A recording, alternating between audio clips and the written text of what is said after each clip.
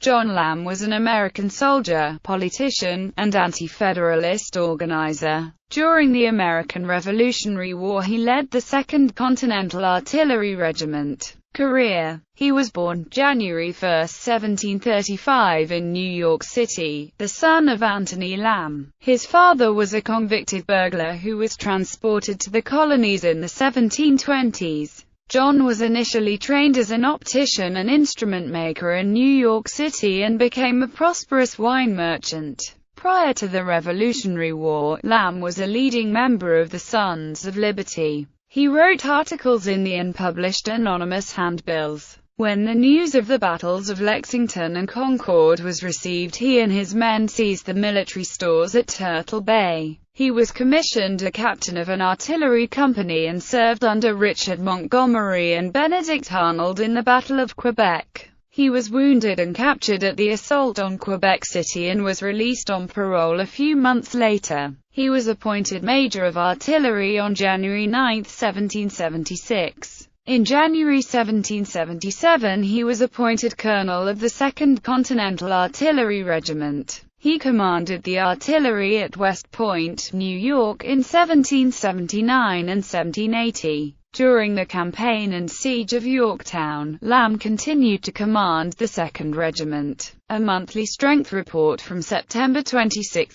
1781 showed 200 officers and men under Lamb's command. On October 9, Lamb was the officer of the day when General Washington fired the first American cannon to open the siege. During the siege, the artillery served with distinction. The artillery detachment, and Lamb's artillery in particular, were accorded high praise by both Washington and General Henry Knox, Chief of Artillery for the Continental Army. A general order from the Commander-in-Chief relayed his thanks and appreciation to Lamb's artillery unit. After the British surrender, Lamb was placed in temporary command of all the artillery, and oversaw its return to New York. He was brevetted a brigadier general on September 30, 1783. In 1784 he was appointed collector of the Port of New York by the Congress of the Confederation, and retained the post during the Washington administration. He was dismissed by President John Adams in 1797 after his deputy was accused of defrauding the government of tax revenues.